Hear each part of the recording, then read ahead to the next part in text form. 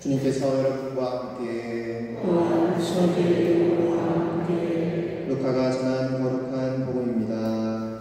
주님 영광 받으소서. 예수님께서 예루살렘으로 가시는 길에 사마리아와 갈릴레아 사이를 지나가시게 되었다. 그분께서 어떤 마을에 들어가시는데 나병 환자 10사람이 그분께 마주왔다. 그들은 널찍이 서서 소리를 높여 말하였다. 예수님, 스승님, 저희에게 자비를 베풀어 주십시오. 예수님께서는 그들을 보시고 가서 사제들에게 너희 몸을 보여라 하고 이르셨다. 그들이 가는 동안에 몸이 깨끗해졌다. 그들 가운데 한 사람은 병이 나은 것을 보고 큰 소리로 하느님을 찬양하며 돌아와 예수님의 발 앞에 엎드려 감사를 드렸다. 그는 사마리아 사람이었다. 그러자 예수님께서 말씀하셨다. 10사람이 깨끗해지지 않았느냐? 그런데 9은 어디에 있느냐? 이 외국인 말고는 아무도 하느님께 영광을 드리러 돌아오지 않았단 말이냐? 이어서 그에게 이르셨다. 일어나 가거라. 네 믿음이 너를 구원하였다. 주님의 말씀입니다. 그리스도님 찬미합니다.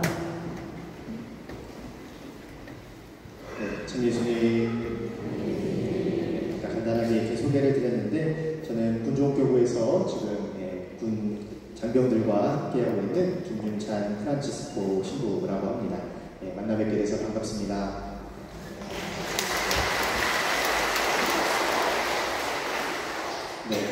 저는 이제 해군 교육사령부라는 곳에 있습니다. 그 해군 교육사령부가 어떤 곳인지 간단하게 좀 말씀을 드리면 해군에 입대하는 모든 장병들이 거쳐가게 되는 해군의 훈련소 같은 곳입니다. 그래서 육군에는 논사훈련소가 있으면 해군에는 제가 있는 진해 해군 교육사령부가 있다고 보시면 되겠습니다. 저도 이렇게 늘 훈련병들이랑 이렇게 미사를 하다 보니까 앉고 서는 것도 애들이 제대로 못합니다. 기도소는 고사하고 뭐 언제 일어나야 되고 앉아야 되는지도 잘 몰라서 일어서세요, 앉으세요, 나오세요 맨날 그러면서 미사를 하는데 오늘은 이렇게 교중미사 때 또 성가대 분들도 계시고 굉장히 장엄하게 미사를 이렇게 하면서 저에게도 굉장히 은총의 시간이 되고 있는 오늘 미사가 아닐까 싶습니다. 제가 있는 곳이 아무래도 이제 훈련소다 보니까 굉장히 많은 훈련병들이 밀물설물 들어왔다 나가는 것처럼 들어왔다 빠졌다 이렇게 반복을 하게 됩니다. 그래서 많게는 1,500명, 1,600명 이런 한 번에 들어오는 경우들이 있는데 그러다 보면 이제 미사에 훈련병들이 200명, 300명 이렇게 오곤 합니다. 이렇게 300명 전원이 이제 아무래도 훈련소다 보니까 머리를 빡빡 밀겠죠. 그래서 미사를 드리다가 이렇게 신자석들을 보다 보면 제가 지금 미사를 드리러 성당에 와 있는 게 아니라 무슨 강원도 감자밭에 와 있는 것 같아요. 머리가 지금 빡빡 밀려서 감자밭에 있나라는 그런 생각이 들 때도 있습니다. 여튼 제가 지금 지내는 해군 교육사령부 성당은 훈련병들이 주로 있는 곳이라고 보시면 되겠습니다. 군대에 다녀오신 우리 형제님들은 아시겠지만 세상에서 세례받기 가장 편한 성당이 어딘지 아시나요? 군성당입니다. 군성당. 군성당 중에서도 훈련소 성당이 사실은 이 세상에서 세례받기가 가장 편한 성당이 아닐까 싶습니다. 이곳 노련동 성당에서도 6개월 정도 하죠. 예비 신자 기간을 보통 이제 6개월 기간을 거치면서 출석 체크도 하고 교리도 배우고 또 기도문도 배우고 하면서 체계적으로 꾸준히 그 시간 세례를 준비하게 되는데 훈련소에서는 몇 주 만에 세례를 받을까요? 5주 정도입니다. 5주. 5번 성당을 나가면 세례를 받을 수가 있습니다. 근데 그마저도 2번, 3번 중간에 빠지는 경우도 있고 그래서 참 이렇게 많이 나와야 5번이고 2번, 3번 나오는 친구들도 있죠. 그래서 그마저도 이제 교비를 하게 되면 한 10분 정도밖에 되지 않습니다. 그래서 이제 겨우 삼위일체, 성호경, 기도손 이런 거 이제 알려주면은 바로 이제 다음 주에 세례를 줘야 됩니다. 그런 모습들을 보면서 기간도 워낙 짧고 또 교리를 알려주기에도 턱없이 시간이 부족하기 때문에 굉장히 세례 받는 친구들의 신앙 상태가 좀 부실하다고 할 수 있을 것 같습니다. 그래서 어떤 분들은 훈련소가 장병들을 육성하는 곳이 아니라 냉담자들을 육성하는 그런 곳이 아니냐라고도 이렇게 말씀하시는데 뭐 틀린 말씀이라고 이렇게 할 수는 없겠습니다. 저 역시도 이렇게 세례를 줄 때마다 친구들의 모습을 보면서 세례를 줘도 될까? 밖에서는 6개월이라는 긴 시간 동안 교리도 배우고 기도문도 배우고 준비를 잘 해서 세례를 받는데 여기서는 한 4-5번 정도 출석만 체크하면 또 굉장히 짧은 교리로 세례를 받게 되는데 이 친구들이 나중에 세례를 받고 나서 신앙이 뭔지 또 하나님이 누구신지 알기나 할까 하는 그런 고민들이 듭니다. 그러던 어느 날에 제 생각이 조금 바뀌게 된 사건이 한번 있었습니다.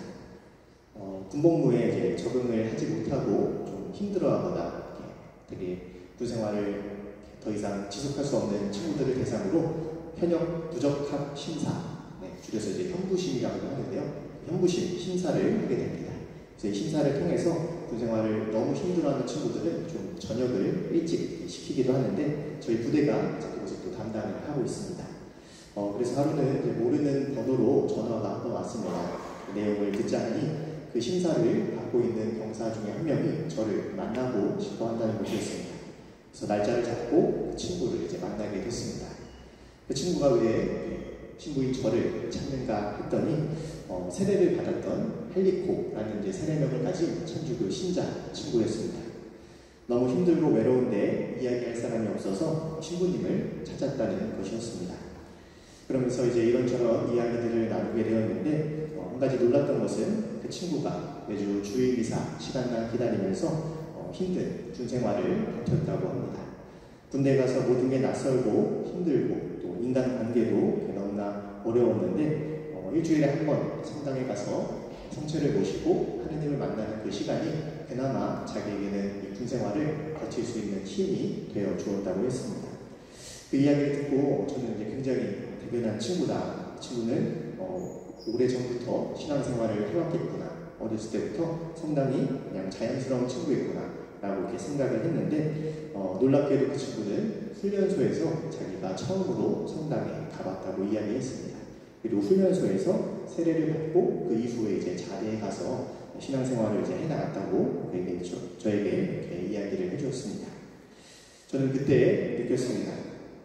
아무리 세례 준비 기간이 짧고 또 교리도 많이 배우지 못했다 하더라도 그 수많은 친구들 중에 단 한 사람이라도 주님을 알고 또 신앙 안에서 하느님 안에서 힘과 위로를 얻을 수 있다면 지금 제가 하는 일들이 굉장히 의미 있고 또 중요한 일이겠구나 라는 것을 느낄 수 있었습니다.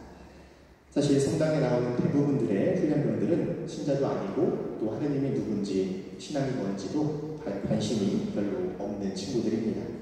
그저 초코파이 하나라도 더 먹으려고 혹은 성당에 가면 뭔가 아이돌 영상들, 뮤직비디오 이런 것들을 틀어주지 않을까 하는 호기심에 오는 친구들이 대부분입니다. 그런 친구들을 매주 만나다 보면 지금 제가 성당에서 하는 모든 일들이 잘 하고 있는 건지 이런 친구들도 데리고 미사를 하는 게 맞는 건지 라는 그런 고민도 하게 됩니다. 아무리 잘해주고 또 아무리 신경 쓰더라도 그 친구들에게 신앙은 그저 하나의 호기심에 지나지 않을 때 마음이 아플 때가 참 많습니다. 그러나 방금 말씀드렸던 그 헬리코 같은 친구, 훈련소 안에서 신앙을 만나고 하느님을 찾게 되었던 그런 친구가 한 명이라도 생긴다면 저는 그런 한 사람을 위해서라도 이곳에서 최선을 다해야겠다라는 그런 생각을 하게 됩니다. 오늘 복음을 보면 예수님께 총 10명의 병자들이 치유를 받게 됩니다. 그런데 그 중에서 다시 예수님께 감사를 드리러 왔던 사람은 오직 한 사람, 사마리아 사람, 그것도 외국인이었던 그 한 사람뿐이었습니다. 예수님께서는 그 사람을 고쳐주시면서 그들의 보답이나 또 답례를 기대하지 않으셨습니다. 자신이 준 것에 대해 감사할 줄 알고 고마워할 줄 아는 사람에게만 무언가를 주시지 않았습니다. 그저 당신에게 도움을 청하는 이들, 또 당신에게 보답할 수 없는 이들, 심지어 그 도움이 당연하게 여겨지는 그 모든 사람마저도 예수님께서는 도와주시고 치유해 주셨습니다. 예수님께 기적을 받은 사람에게 감사를 드리고 보답을 하는 것은 기적을 입은 사람들의 몫이지 예수님께서는 그저 도움이 필요한 사람들에게 도움을 주셨습니다. 되었을 뿐이었습니다. 우리 또한 예수님처럼 살아갈 수 있으면 좋겠습니다. 누군가를 도와주기에 앞서서 혹은 또 선행을 베풀기에 앞서서 이것저것 생각해보고 또 따져보기보다는 그저 나의 도움을 필요로 하는 사람들에게 내가 줄 수 있는 것을 주는 그런 사람이 되면 좋겠습니다. 우리의 도움과 선행을 통해서 단 한 사람이라도 주님께로 이끌 수 있다면 우리는 복음을 전하는 사도가 될 것입니다. 또 나를 통해서 하느님을 모르던 누군가가 하느님을 찾고 또 하느님을 알게 되었다면 신앙인인 우리에게 그것만큼 의미 있고 또 기쁜 일은 없을 것입니다. 그런 의미에서 여러분들께 한 가지 부탁 말씀을 드리고 싶습니다. 군대가 많이 좋아지고 또 편해졌다라는 말도 있지만 지금도 여전히 국방의 의무를 다하면서 평화를 지키기 위해 각자의 자리에서 애쓰는 국군 장병들이 있습니다. 자유가 제한되고 또 엄격한 분위기 속에서 그나마 그들이 숨을 쉬고 또 자기 자신을 성찰할 수 있는 시간은 주일에 와서 성찰을 모시고 미사를 드리는 시간입니다. 여러분들의 관심과 정성은 분명 하나님을 필요로 하고 목말라 하는 모든 장병들에게 큰 힘과 도움이 됩니다. 지금도 여전히 신앙에 목말라 있고 또 하느님을 통해서 힘과 위로를 얻으며 살아가는 장병들이 있다는 사실을 기억해 주시면 감사하겠습니다. 네, 이제 잠시 여러분들께 나눠드린 후원서를 작성하는 시간을 갖도록 하겠습니다. 가져오신 주보 사이에 이제 후원 용지가 껴져 있고 자기마다 볼펜에 빛이 해놨습니다. 그래서 그런 것들 이용해 주시면 되겠고요. 자유롭게 적어서 끝나고 가시는 길에 로비에 있는 이사장들에게 나눠주시면 되겠습니다. 네, 그리고 후원서 작성에 대해서 간단하게 안내 말씀을 드리면요. 별표 표시는 꼭 작성하셔야 됩니다. 성함, 연락처, 그리고 이제 마지막에 여러분들 개인 정보 이용 동의서에 꼭 서명, 이름과 서명을 해주셔야 되고 기부금 영수증도 발급이 가능합니다. 그래서 연말정산 하실 분들은 주민번호 전체를 다 써주셔야 한다는 거 말씀드리고 네, 후원에는 두 가지 방식이 있습니다. 정기 후원과 일시적인 후원 두 가지가 있는데 그 중에서 이제 자동이체로 설정을 해주실지 아니면 송금 그냥 한 번에 송금으로 이렇게 하실지는 여러분들이 선택을 해주시면 되겠고 기존 후원회분들 중에 금액을 좀 바꾸고 싶다 혹은 주소를 이사가서 주소가 변경되었다 하시는 분들은 기존 회원에 체크하시고 한 번 더 작성을 해주시면 되겠습니다. 그리고 다 써주시면은 나가시는 길에 신청서만 이제 반으로 오릴 수 있게 찢을 수 있게 되어 있는데 네, 찢어서 입구 봉사자 분들께 나눠주시면 되겠고요. 네, 잠시 이제 여러분들 침묵 가운데 또 구조 군인 장병들 위해서 여러분들의 도움을 초청하는 시간을 갖도록 하겠습니다.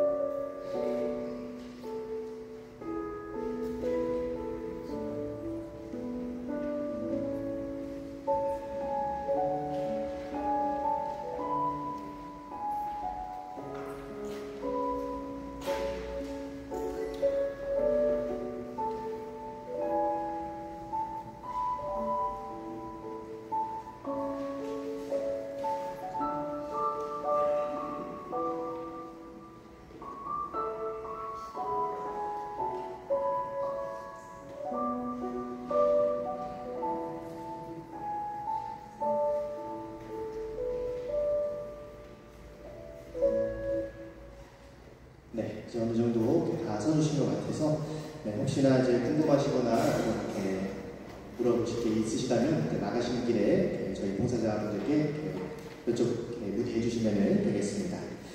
다시 한번 듣고 온 장병들에 대한 여러분들의 관심과 또 정성에 감사드리면서 군복음화를 위해서 저도 열심히 힘쓰면서 그들과 함께 하도록 하겠습니다. 주보를 보니까 이제 분당 설립 50주년이 얼마 남지 않으신 것 같습니다. 그래서 미리 축하 말씀드리고 하나님의 은총과 평화가 문현동 성당 교우 여러분들과 함께하기를 저도 기억하고 기도하겠습니다. 아멘.